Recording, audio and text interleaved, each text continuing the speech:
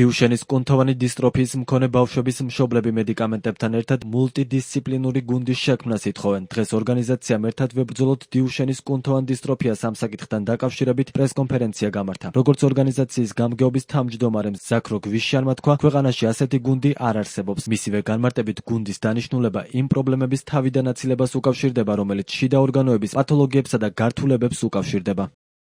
ჩვენ არაერთხელ შევხვდით და გავიარეთ სამინისტროსთან მინისტრთან ქონდა შეხვედრები და გავლილი იქნა აღნიშნული საკითხები ამომწურავად და თითქმის ყველა წინაპირობა იმისათვის რომ შექმნილი იყო ეს გუნდი, მულტიდისციპლინური გუნდი, მაგრამ არ შეიქმნა სამწუხაროდ მულტიდისციპლინური გუნდი.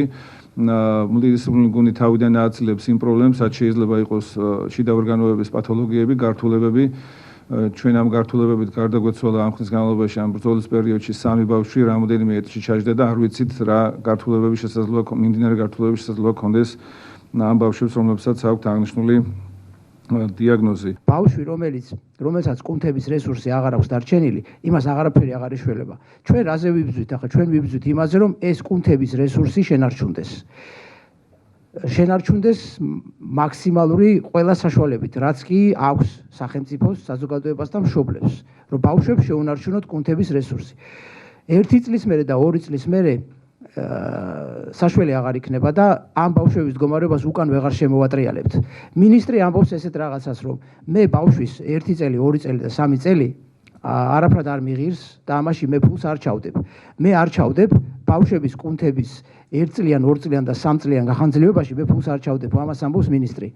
და ამაში გულისხმობს იმას, რომ ბავშვების სიცოცხლის გადარჩენაში სახელმწიფო ფულს არ ჩადებსო. პრესკონფერენციაზე ზაქრო გვიშიანმა მედიკამენტების შესახებაც ისაუბრა, რომელიც ამერიკის შეერთებული შტატებისა და ევროპის მიერ არის დამტკიცებული. მისი თქმით, ერთ-ერთ მედიკამენტს ეგზოსკიპინგს ყველანაირი რეგისტრაცია, უსაფრთხოების წესი და კლინიკური კვლევები აქვს გავლილი.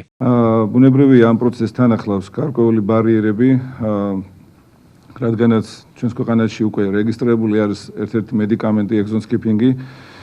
და რამოდენიმე თვე ამის შემდეგ მას გავლილი აქვს ყველა რეგისტრაცია, უსაფრთხოების წესი, ბუნებრივია და კლინიკური კვლევები და ამის შემდეგ იქნა აღნიშნული მედიკამენტი აღიარებული.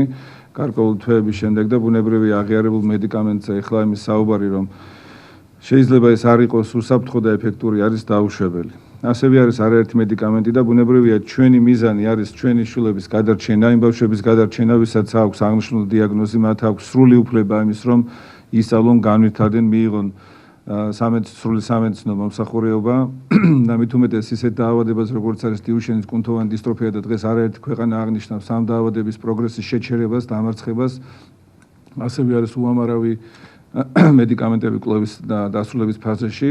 ბუნებრივია ჩვენი მოთხოვნა არის დასაბუთებული. დიუშენის კუნთოვანი დისტროფიის მქონე ბავშვების მშობლები მოითხოვენ, რომ სახელმწიფომ შეიძინოს და დააფინანსოს თანამედროვე მედიკამენტები, რომლებიც სხვა ქვეყნებში უკვე გამოიყენება და ბავშვების მდგომარეობის გაუარესებას ანელებს. 21 აპრილს მიხეილ სარჯოლაძემ თქვა, რომ წამლები, რომლებსაც მშობლები მოითხოვენ, ჯანმრთელობისთვის სახიფათოა. მათი ფუნქცია კი არა სიცოცხლის გახანგრძლივება, განკურნება ან გადარჩენა, არამედ ეტლის საჭიროების გადავადება. დღევანდელ პრესკონფერენციაზე მშობლებმა იმ წამლის შესახებაც ისაუბრეს, რომელსაც სახელმწიფო პროგრამის მეშვეობით იღებენ. მათი თქმით, მოხმარების შემდეგ მედიკამენტს უამრავი უკუჩვენება აქვს. წამალი, რომელსაც ახლა გვთავაზობენ სახელმწიფო პროგრამულად სახელად დეფლაზაკორტი,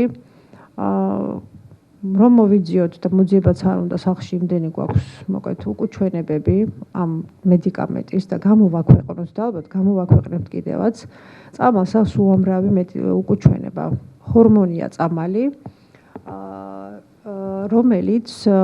რომელსაც ბავშვები ყოველდღიურად მიიღებენ და ნახეთ რა რისკი და უკუჩვენებები აქვს, რომ გვთავაზობენ, რომ დაავადების პროგრესი ოდნავ მაინც რომ შეფერხდეს, ეს მედიკამენტები აუცილებელია და ყოველდღიურად წონის და ასაკის მიხედვით ეს ბავშვები სვამენ და რისკები ნახეთ.